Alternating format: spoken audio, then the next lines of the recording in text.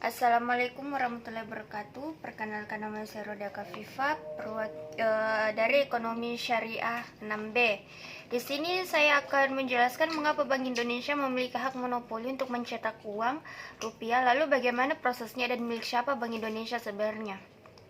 Seluruh Bank Indonesia adalah milik swasta yang diberi hak monopoli untuk mencetak uang. Maka, apakah Bank Indonesia adalah juga swasta? Ya, kebanyakan orang di luar sana yang memakai uang kertas bukanlah milik pemerintah setempat. Sebelum adanya bank sentral, sejumlah bank swasta dalam menerbitkan nota bank yang berlaku sebagai alat tukar di negara yang bersangkutan. Yang dimulai dari Inggris, kelahiran Bank of England menerbitkan uang kertas diberikan hanya kepada satu pihak saja. Bank sentral merupakan keluarga-keluarga. Kebanyakan bank sentral melabel dirinya dengan nama yang berbau nasionalisme, agar terasa bahwa bank sentral ini adalah milik negara seutuhnya, sehingga menimbulkan kepercayaan masyarakatnya dan tidak menimbulkan kecurigaan serta keresahan. Federal Reserve adalah bank sentral yang paling berpengaruh di dunia, yang saat ini memiliki saham terbesar. Federal Reserve dimiliki oleh dua bank besar, yaitu Citibank sebesar 15% dan Chase Manhattan sebesar 14%, dan sisanya dibagi oleh 25 bank komersial lainnya seperti Chemical Bank sebesar 8%, Morgan Guaranty Trust sebesar 9%, Manufacturers Hanover sebesar 7%, dan sebagainya. Sampai pada tahun 1983, Federal Reserve hanya dikuasai oleh 10 bank komersial sebanyak 66% dari total sahamnya, dan sisanya 44% dibagi oleh 17 bank lainnya. Bank-bank nasional ini sebenarnya adalah sindikat keuangan internasional, modal antar bangsa yang secara real tidak ada dalam bentuk aset yang nyata kecuali dalam bentuk angka-angka nominal di atas kertas atau byte yang berkedap-kedip di atas permukaan layar komputer.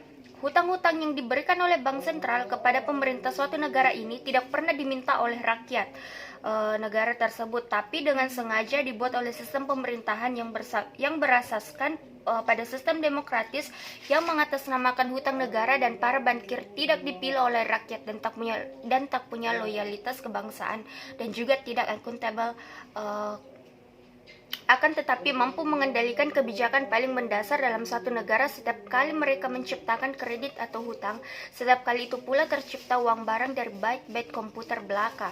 Jika dibandingkan dengan sistem perekonomian dalam Islam, apakah bank ini sendiri halal atau tidak? Para kiai tidak ada yang berani mengharamkan bank, namun mereka mengerti kalau bank itu semua tidak ada yang halal. Namanya bank seluruhnya tidak ada yang Islam, hanya merek saja yaitu bank Islam. Transaksinya tetap memakai yang namanya uang kertas, tetapi dalam Islam awalnya pakai emas atau dinar, dan seluruh sistem keuangan di perbankan alat gantinya bernama obligasi, yaitu kertas beli kertas. Yang sistem perbankan yang mengatur dulu adalah sebuah sistem perbankan yang ditawarkan baru di dunia, yaitu keluarga besar Rothschild dan Rockefeller, yang sekarang menjadi pemilik saham terbesar dari Bank Devisa New York yang mengontrol seluruh sistem perbankan dunia dan berada di Wall Street, Amerika. Lalu jika kita beralih ke Indonesia, siapakah pemilik Bank Indonesia? BI memiliki hak monopoli untuk mencetak uang rupiah yang digunakan untuk bertransaksi sehari-hari. Lalu siapa pemegang saham Bank Indonesia?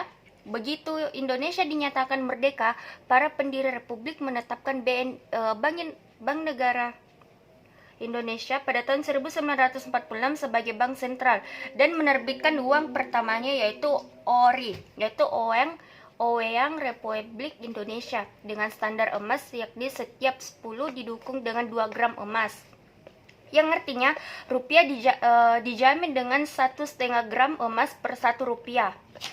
Namun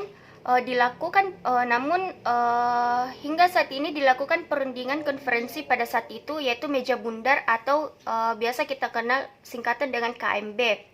Setelah merdekanya Insinyur Soekarno dan Dr. Andes Muhammad Hatta, pemerintah kolonial negara Belanda tidak ada yang mengakuinya, apalagi menyerahkan kedaulatan republik ini. Dan adapun diantaranya perundingan pada saat itu yang pertama, yaitu penghentian Bank Negara Indonesia atau BNI pada tahun 1946 sebagai Bank Sentral Republik Indonesia, yang digantikan oleh The Javasche Bank, sebuah perusahaan swasta milik beberapa pedagang Yahudi Belanda yang kemudian berganti nama menjadi Bank Indonesia atau BI. Yang kedua itu dengan lahirnya bank sentral baru, pencetakan uang Republik Indonesia atau singkatannya itu ORI sebagai salah satu wujud kedaulatan Republik Indonesia secara otomatis dihentikan dan digantikan dengan uang rupiah Bank Indonesia sejak tahun 1952. Perundingan yang ketiga yaitu bersamaan dengan itu, hutang pemerintah kolonial Hindia Belanda sebesar 4 miliar US dollar kepada para bankir elit waktu itu yang tentunya diambil alih dan menjadi dosa bawaan Republik baru ini. Kondisi ini berlangsung sampai pertengahan pada tahun 1965. Pada bulan Agustus 1965, Bung Karno menolak kehadiran lebih lama IMF dan Bank Dunia yang menjadi lintah Indonesia.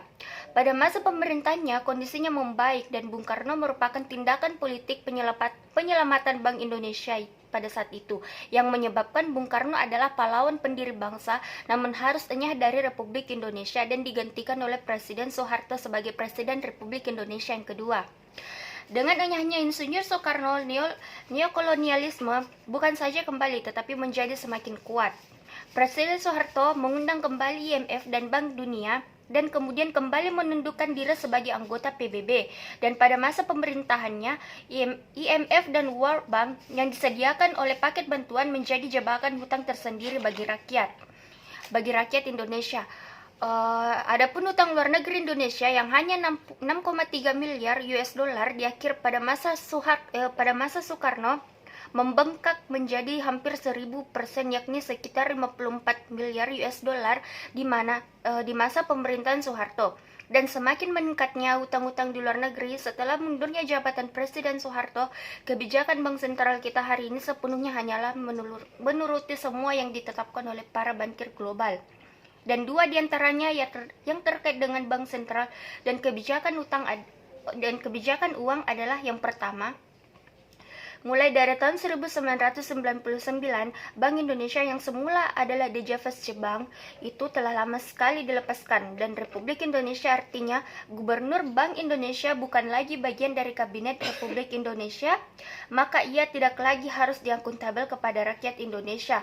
Terus yang kedua yaitu mulai dari tahun 2011 melalui Undang-Undang Mata Uang, Bank Indonesia dilegalisir sebagai pemegang hak monopoli menerbitkan uang kertas di Indonesia dan bersamaan dengan ini dilakukannya kriminalisasi atas pemakaian mata uang lain sebagai alat tukar di Republik Indonesia, namun tentu saja dengan mengecualikan mata uang para elit di dunia yakni US dollar, dan sampai sekarang ini kita tidak mengetahui siapa pemilik Bank Indonesia. Namun yang perlu kita ketahui bahwa kebijakan Bank Sentral sepenuhnya hanyalah menuruti semua yang ditetapkan oleh para bankir global. Sekian itulah yang bisa saya sampaikan, kurang dan lebihnya mohon dimaafkan. Assalamualaikum warahmatullahi wabarakatuh.